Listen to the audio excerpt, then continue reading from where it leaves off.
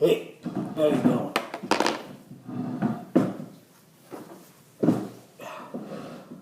Well, since there's going to be the 25th Bond film out next year, I thought it would be fitting to talk about Bond, James Bond. Now, this is one of the biggest, most celebrated franchises in cinema history. Based on the books by Ian Fleming, James Bond just took the world by storm. And the world is not enough. Which is an alright entry to the franchise, but just, it showed where the Pierce Brosnan entries were going down. So, let's get to it. There was a televised version with an American playing Bond in the 50s, and then the spoof with Peter Sellers, Casino Royale. But the true Bond all started with Dr. No. Now, Dr. No has Sean Connery first time as Bond, and his intro is really awesome. He's at the casino, sits down, lights up a cigarette and says Bond, James Bond. You got Ursula Andress as Honey Rider, and she set the whole Bond girl phenomenon up. How she emerges from the water in that bikini, and that will be referenced in Die Another Day, which, as you can see,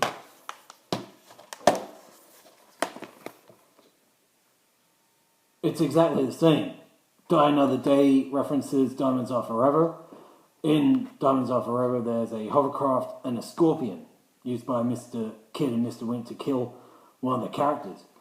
So, it just goes to show how influential Bond is. And Dr. No is a good entry, and Diamonds Are Forever is a fan favorite. So, arguably the worst Bond pays homage to two good ones. It's awesome. And, well, something else that's awesome. Tomorrow Never Dies. It's one of the darkest entries in the series, and a good follow-up to GoldenEye. One of the best Bond films. Now, gold would be a staple for Bond, because you got Goldfinger. It's here. There's so many Bonds, so much. Uh-oh.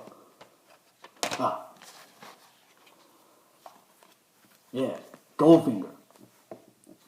One of the best. It's got a great villain over at Goldfinger. It's got Oddjob, who became a fan favorite in GoldenEye, the game. If anyone uses him, you'll pretty much be dead, especially if you did the Man with the Golden Gun setting. The Golden Girl, the theme by Shirley Bassey. This. And so these two really set staples high and, well, defined what Bond is. You got the puns, like Goldfinger introduced the Aston Martin DB5, which went missing but came back last year as someone found it. So diamonds and gold. Because you got the Man with the Golden Gun. Again, the gold. There's so much gold. Because James Bond is a worthy, rich franchise. So, Christopher Lee plays the Man with the Golden Gun. Now, this prop is arguably one of the greatest in film history. It's a gun that assembles from a pen, cigarette lighter, cigarette case, and cufflinks. It's such an icon that it was in a few James Bond games. GoldenEye, GoldenEye Rogue Agent, the new... GoldenEye's the most influential because there's so many games about it. Now, Francisco Scaramanga, played by Lee, when he meets Bond for the first time, he has a golden revolver. Now that's said to be a reference to the character's actual golden gun in the book. And in Goldfinger has a gold revolver. So, is it just a coincidence, or does Scaramanga have Goldfinger's revolver? It's crazy. And Maud Adams is in this. She's one of the Bond girls, but she will go on to play Octopussy. Like, some characters are brought back, like Jaws in The Spy Who Loved Me, which was parodied by Austin Powers in The Spy Who Shagged Me, which references, Ernst Stavro Blofeld from You Only Live Twice, like especially the look. And as I was saying, Jaws, introduced in this film. He came back in Moonraker. And can't forget mentioning this film features the gorgeous Barbara Bach, who ended up marrying Ringo Starr. And was on that point, Live and Let Die's theme is by Wings with Paul McCartney. So again, coincidence or just influential, because you had a former Beatle, not that Roger Moore was a Beatle, but Wings has Paul McCartney. They did the theme. It's a great song. Guns N' Roses covered it. And one of the best Bond girls, Agent Triple X, played by Barbara, ended up marrying Ringo.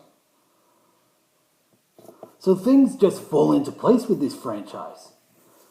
And it also went out of place because there was some legal problems with characters and contracts and all that bullshit. So they made this, Never Say Never Again. It's a remake of Thunderball.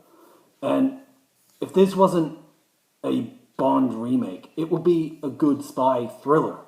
Like, it's alright. So as you can see, I don't have some of the other Bond films, like On Her Majesty's Secret Service, said to be one of the best. George Lazenby was in that one film and one film only. For Your Eyes Only, A View to a Kill, and Thunderball, Octopussy I mentioned, don't have. Don't have Daniel Craig's Casino Royale. Weird. That must be the Live and Let Die supernaturality kicking in. So Casino Royale, the 2006, brought the franchise back because Die Another Day, even though very successful, it just wasn't a good film. But had an interesting sub-villain, Zhao, who gets the diamonds in his face, reference to Diamonds Are Forever. How to Kill a Satellite, again, reference to Diamonds Are Forever. And, the Invisible Car was pretty cool. It's very gimmicky and gadgety, but that's what Bond was. It was all the crazy gadgets. Like, this had the spaceship that ate all the other spaceships, the secret volcano lair, referencing Austin Powers, Spy Who Shagged Me. As you can see, there's just so much. Which brings me to, what was I saying?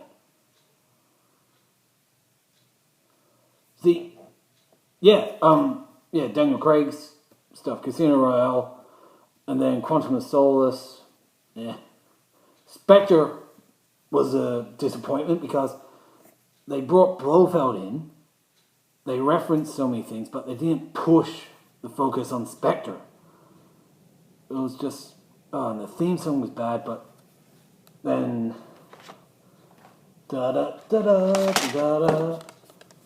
Skyfall. Just fantastic. Well shot, well directed. Just the performances was emotional. This should have been the last Craig outing.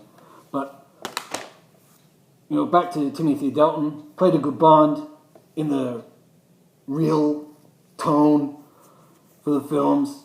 Not too gimmicky, not overdone with gadgets. Some people like this more than License to Kill, but I find this a bit better movie. It's an action thriller. It's got great stunts, the tanker chase at the end, intimidating villain played by Robert Davi. Like, it's dark, up there with Tomorrow Never Dies, so 2 dark entries. Like, this is set in the basis of reality because you got the media mogul, Elliot Carver. You know, he manipulates the headlines. He has his wife killed because she was reminiscing times with Bond. They got that awesome helicopter chase. Like, no CGI, they actually did it. There was a pretty cool helicopter thing in Spectre, but this wasn't utilized. So helicopters, tankers, hovercrafts, they make things great for action films, especially Bond. So License to Kill, it's gory as well, so that's gnarly. What's to say about GoldenEye that hasn't been said? Good theme. It's got comedy. It's got, well, Xenia on the top, so the puns are good. Not as cheesy as, like, well, how could I forget Pussy Galore? What? I'm not gonna say anything. You can point your finger around all you want, but ain't gonna get no response from me. See? Again. And, well, yeah, the game came about. One of the best first-person shooters. You have so much fun because that's what Bond is. Like, so much. There is just so much. Sure, I need to get the rest, but Bond 25, there was production issues. Daniel Craig got injured, but he's going on. It could be his last outing. You got Rami Malek in it. People wanted him as a villain, so he's going to play a villain. But yeah, all these. I haven't really said much about The World Is Not Enough. It was cracks in the armor, and then, well, Die Another Day, which, well, yeah, forgotten. So, that's it. That pretty much wraps it up.